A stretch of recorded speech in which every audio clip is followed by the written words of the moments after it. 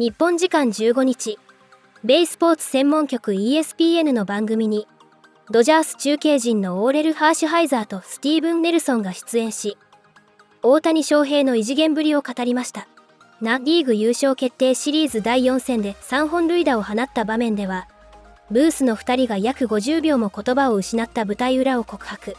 ハーシュハイザーは史上最高のアスリートと断言し、打者と投手を同時に極める準備力とメンタルの異常さを力説します。さらに、死球騒動後にパドレスへの試合前の敬礼を静かにやめたエピソードから、経緯は双方向という大谷翔平の美学も語られます。長年あらゆるな場面を見てきた名アナウンサー、リック・マンデーでさえ、こんなのは見たことがないと驚嘆したという、伝説級の視点が詰まったトークです。これらの模様を日本語字幕付きでご紹介します。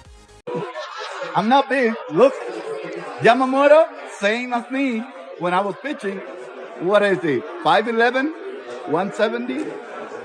I was Yamamoto when I was young. 5'11", 170, and I pitched my entire career almost at 170. So if he's 5'11", and Yamamoto's like him, and he's like Yamamoto, I'll take him any day. Come to Boston too. Three guys, all Boston. Three guys, all Boston. And that way we beat up on the Dodgers. Is that a good idea? It is a fantastic idea, I think. Yeah, all right, yeah. All right. Speaking of Yamamoto, how do you think about what he did for the Dodgers? Unbelievable. Unbelievable. Did so great. I'm glad to see him healthy, finally, so that he could show what he showed in the postseason. It is one of the best performances I've seen, especially for a guy that's just adjusting to the league. He's not really aware of what the league is all about. And he's still doing well. So I expect him to even get better for the future. Do you think he was able to elevate the value of Japanese pitchers by what he did? Well, the value of Japanese pitchers, it's always been there. It's just a matter of staying healthy and being able to do what they want to do. Once they get hurt, like I saw Tanaka with the Yankees, genetic pitcher. I love them too. I love Nomo. I love Irabu. I love everyone that Daisuke. I love every one of them, but they just need to stay healthy for longer time so they can become Hall of Famers like my buddy, my amigo, Ichiro, yeah. Ichiro, the best hitter, but so many great pitchers too. I want to see them get to the Hall of Fame and have a long career in America and in Major League Baseball. Shohei just won another National League MVP title, unanimously, again. He deserves it. He deserves it. He's one unique player, and I think he's going to end up being the most unique and best player that ever stepped on a baseball field. That's how much respect I have for what Shohei does. Shohei plays in the field, goes out there and hits, run the bases. Shohei is just unique. Shohei is only Shohei, nobody else. Did you expect for him to come back as a two-way player, just like what he did? Did he exceed your expectation? No, it did not exceed my expectations because Shohei showed what he could do. Shohei, the talent is there. If the Dodgers are able to do what they did this year with Shohei, which is taking slowly to get to where they need him, and they have enough pitching to support Shohei to kind of be a DH, he's going to continue to do these things. If he has to go out there every 5 days, I think everything else is going to be a little lower. His hitting, his running, and his performance are going to be a little bit lower because it's too long. The season is too long for Shohei to keep up with both at the same level. Hey, Pedro, you were on the air on TBS when he had the Game 4, the 10 strikeouts, 6 scoreless innings, 3 home runs. What was that like? You were on the air that night. What was it like to see him have a game like that? Unreal. I was like a kid in a candy store where he found probably the chocolate that he's never seen. Yeah. And that's what I saw in Shohei. Shohei did stuff that we never imagined. That's why you have to witness every single game that Shohei Ohtani, or as a matter of fact, any player is. Because I keep saying it, every single game has its own DNA. You never find a game that's similar to the other. You might find greater things, or you might find lesser things. But something different happens every single time you watch a big league game. And Shohei Ohtani is one of the big reasons why we get so many different things happening in baseball and in history as he continues to go.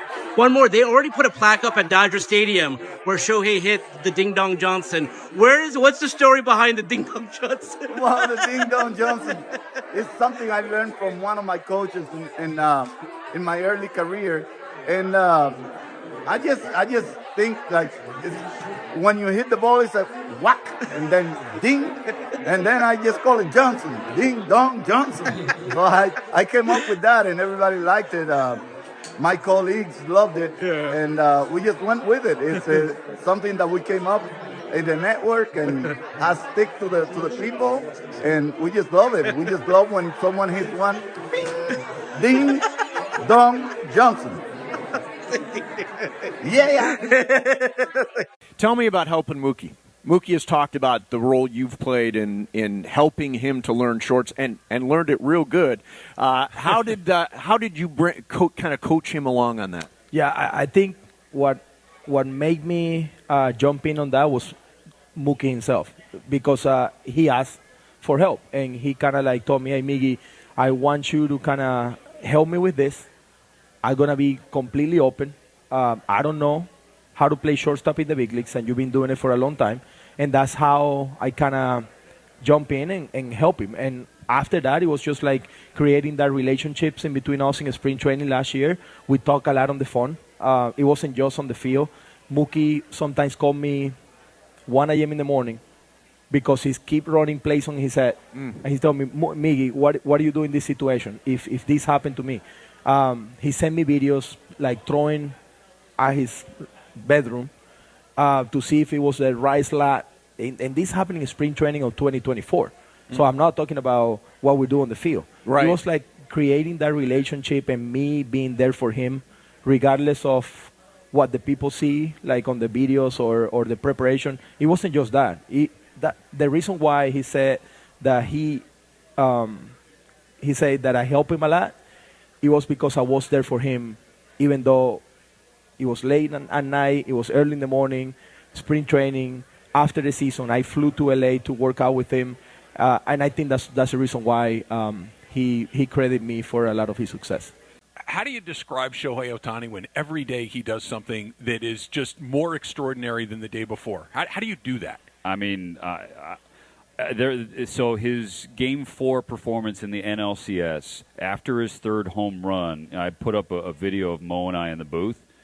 We literally I said, "You take it," and he said, "You take it," and I said, "I got nothing," and he said, all with our body language, nothing. And we literally sat silent for like 50 seconds. Like, I let a pitch go by in Mookie's at bat before I said anything because there was nothing to say. And now I steal Andrew Friedman's line. He said, nothing that Shohei Ohtani does surprises me, and everything Shohei Ohtani does surprises me. So I think that's kind of what I lean on. But in terms of adjectives, I think. Oral, you sum it up. It should be easy. Well, yeah, I think he's the best athlete that ever lived. I think Jesse Owens, when you talk about Olympians and somebody who does everything on one field in different endeavors, that's where you've got to start with him. And so he's the best athlete offensively and pitching on one field at the same time. You know, so many great athletes, Bo Jackson, Deion Sanders, Mookie Betts. We always say, and they can do this. They do this at an elite level, and they can do this. This guy, you don't know which one to choose. Right, but he right. can. He does both at an elite level, both meticulously, both preparing in the same season. This isn't football and baseball. This isn't basketball and golf. This is crazy what he's doing.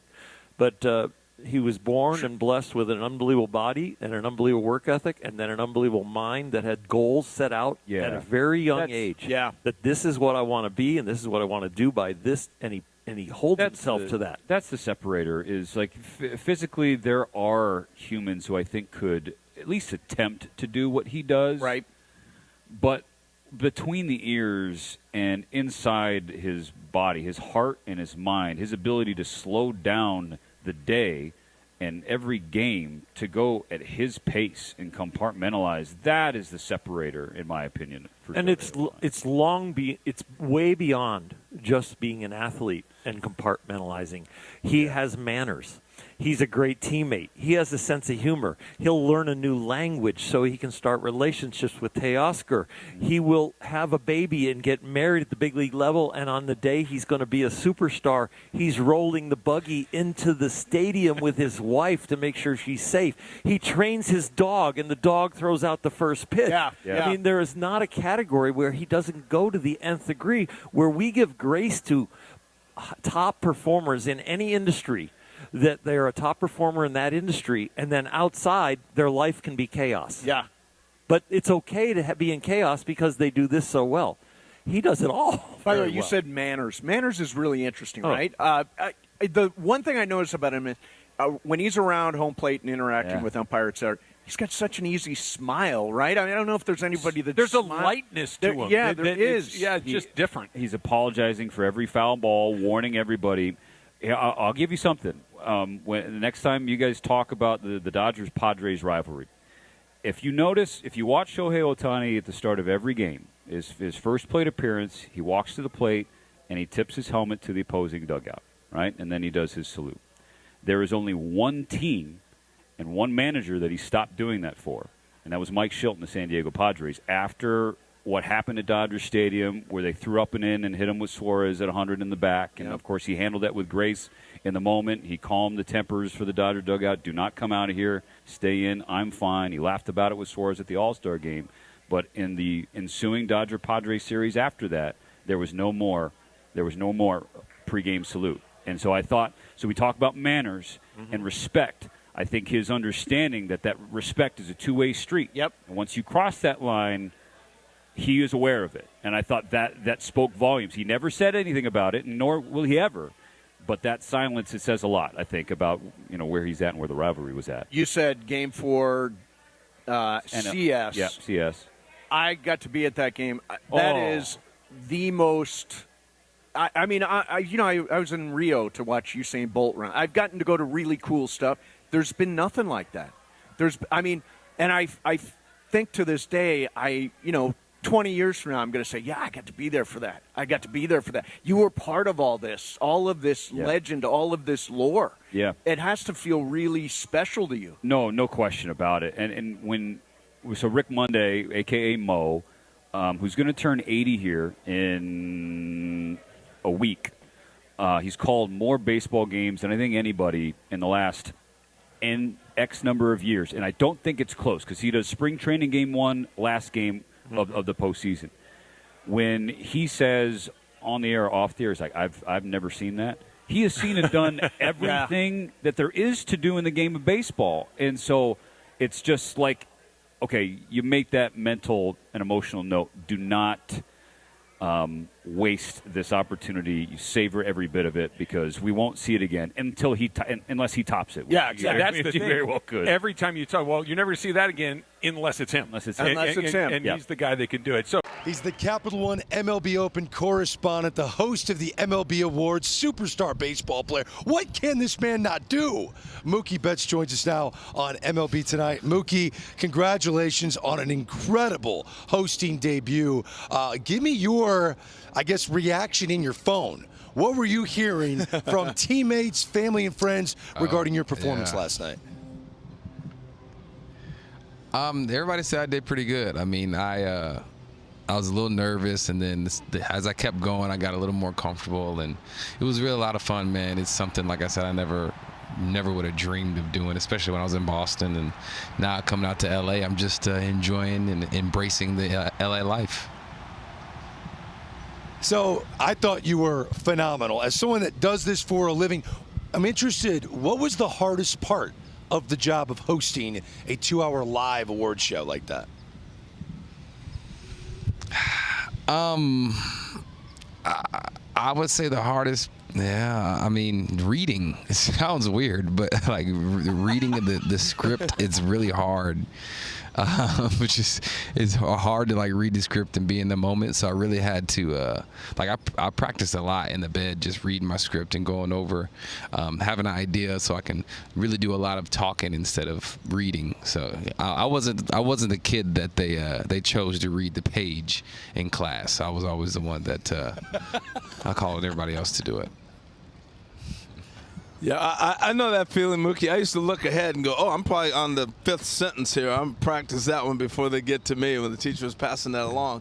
I want to ask you, though, when you started thinking about wanting to host?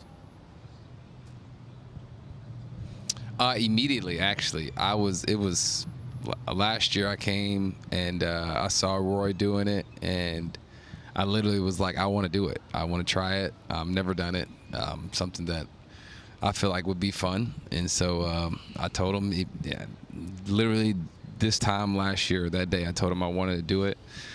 And I'm happy I made that decision. That was some of the most fun I've ever had. How did winning the World Series just days before hosting this show impact your performance in hosting this show? Because I'm trying to imagine how somewhat awkward it would have been if you guys would have lost a heartbreaking Game 7 of the World Series, right? It definitely helped. It definitely helped. I mean, it's crazy going through the postseason. There was a lot of times that I was missing calls. I wasn't able to get on all the calls to go over the script and to go over the run of show and all these things because I was playing. So fortunately we won, so it made it all worth it. But yeah, it definitely impacted me a little bit, just not knowing what was going on and having to kind of cram it in like a week or 2 weeks maybe. That's a big time commitment, because had you lost, would you have really done it? Yeah, absolutely. I still would have did it. It may not have had the same ring to it, but I still would have did it. I'm a good sport, so I'll take the losses as long as I can have some wins in there as well. Well, you were a star on that stage. On the same day, your teammate Shohei Ohtani won another MVP. I don't know if you had a chance while you were getting ready to do the show, if you reached out to your teammate to congratulate him. No, I didn't. We did in the group chat. We told him congrats. But he did amazing. So I mean, we pretty much can go ahead and give it to him for the next however many years, the rest of his until he's done pitching. Then somebody may have a chance. But if he's still pitching, man, we can just keep giving it to him. Yeah, no doubt about it. I know you've been asked this a million times, what's it like to be around him? But I want to ask you in a different way, not just being around him or playing with him, but Mookie, is it true he doesn't come out on the field very often to hit? And so I'm wondering, what's his workout look like when he's hitting to get ready? And could you ever take a full season not going out on the field and taking batting practice? I definitely couldn't go a full season not going out on the field, taking batting practice. I understand, though, because every step he takes, there's a camera, somebody right there following him, and he just wants a little piece. So I definitely understand. But, he really just does normal stuff. I mean, just normal flips. I mean, normal little machine, normal BP. I mean, I wish I could tell you that he did something different than everyone else, but no, he does the same stuff. He just it's just that much better. He hits flips better than it's pretty much better across the board. So it's fun to watch, that's for sure.